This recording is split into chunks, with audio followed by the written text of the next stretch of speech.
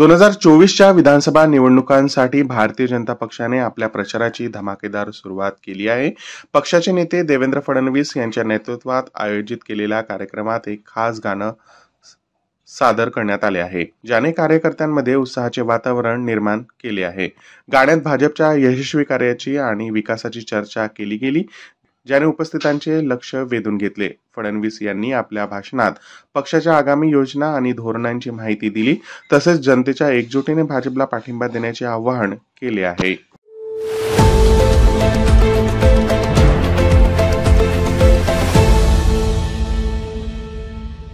पुण्यातील city post परिसरातील post ऑफिसच्या ऐतिहासिक इमारतीसमोर 2 दिवसापूर्वी मोठा भगदाड पडला।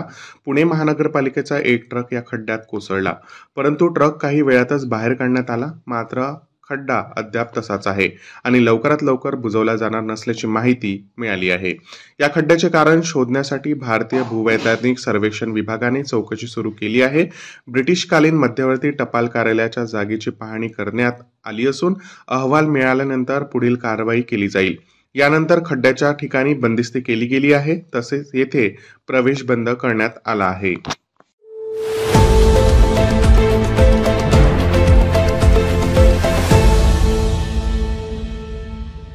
निजामपूर जैताने येथे आपल्या प्रेयसीला भेटायला गेलेल्या तरुणाचा खून झाला असून निजामपूर पोलीस ठाण्यात 4 संशयित आरोपी विरोधात गुन्हा दाखल करण्यात आला आहे। दरम्यान मयत अजय भवरेच्या नातेवाईकांनी पोलीस ठाण्याबाहेर ठिय्या आंदोलन केले। निजामपूर जैतने येथील अजय भवरे वय वर्षे 20 हा तरुण आपल्या प्रेयसीला तिच्या घरी भेटायला गेला असता सदर प्रकार मुलीच्या घरच्या लोकांना लक्षात येताच त्याला विचारपूस केल्यानंतर अजय भवरे याला लाथाबुक्क्यांनी व काठीने बेदम मारहाण केली। या मारहाणीत अजय भवरे हा बेशुद्ध झाला। त्यानंतर मुलीच्या कुटुंबियांनी पोलिसांना बोलावून सगळी हकीकत सांगितली। त्यानंतर पोलिसांनी अजय भवरे याला शासकीय रुग्णालयात दाखल केल्यानंतर त्याचा मृत्यू झाला। या प्रकरणी अजय भवरे याच्या कुटुंबियांच्या फिर्यादीनुसार 4 जणांवर गुन्हा दाखल करण्यात आला आहे।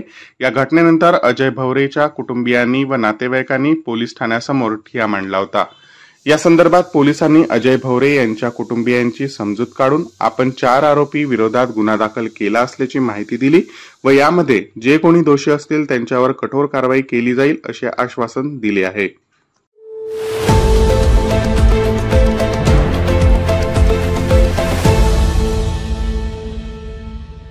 गेल्या काही दिवसांपासून मालेगाव शहर व परिसरात चोरी, दरोडे, लुटमारीच्या घटना वाढल्या होत्या। यावर पोलीस अधिकाऱ्यांनी कडक कारवाई करत 10 जणांच्या टोळीला अटक केली। या लोकांकडून धारदार शस्त्रे आणि देशी बनावटीचे पिस्तूल जप्त करण्यात आले आहे। चोरी दरोड्यात लुटलेला माल जप्त करण्याचे काम सुरू आहे। न्यायालयाने या लोकांना पोलीस कोठडीत ठेवण्याचे आदेश दिले आहेत।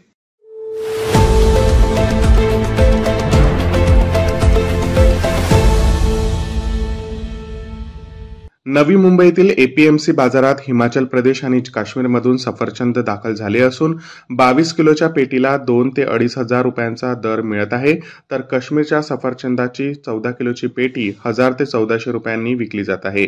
आवक चांगली असल्याने दर काहीसे कमी असून पुढील काळात दर आणखी घसरणार असल्याचे व्यापाऱ्यांनी सांगितले। तर यावेळी काही प्रमाणात परदेशातील सफरचंदापेक्षा देशी सफरचंद स्वस्त आहेत आणि पुढील काळात देशाबाहेरील सफरचंद विक्रीसाठी दाखल होणार असल्याचे व्यापाऱ्यांनी सांगितले आहे।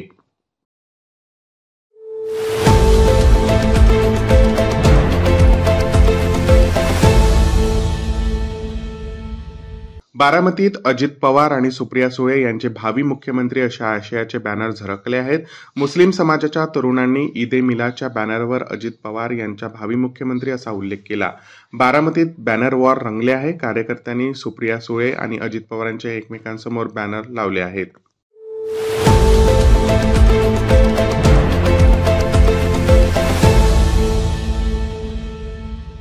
शिवश्री मनोज जरांगे पाटील यांच्या आमरण उपोषणास समर्थनार्थ अहमदपूर येथे जयराम पवार यांनी छत्रपती शिवाजी महाराज चौक येथे रात्री 12 वाजेपासून या उपोषणाला सुरुवात केली आहे।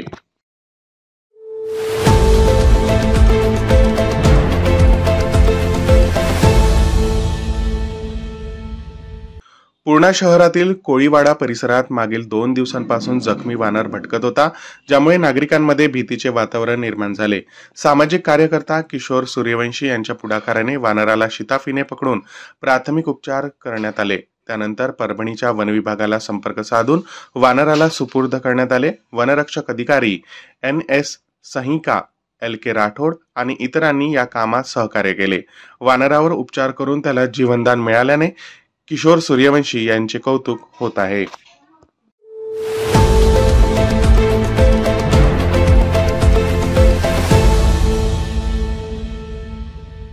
मी शेतकरी आहे. माझ्या 3 पिढ्यांनी शेतात वीज बिल भरलं नाही. माझ्या आजोबांनी पण नाही, माझ्या वडिलांनी पण नाही आणि मी पण वीज बिल भरलं नाही.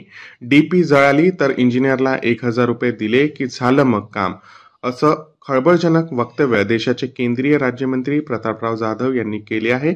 ते बुलढाणा जिल्ह्यातील मलकापूर येथे आयोजित एका सत्कार कार्यक्रमात बोलत होते.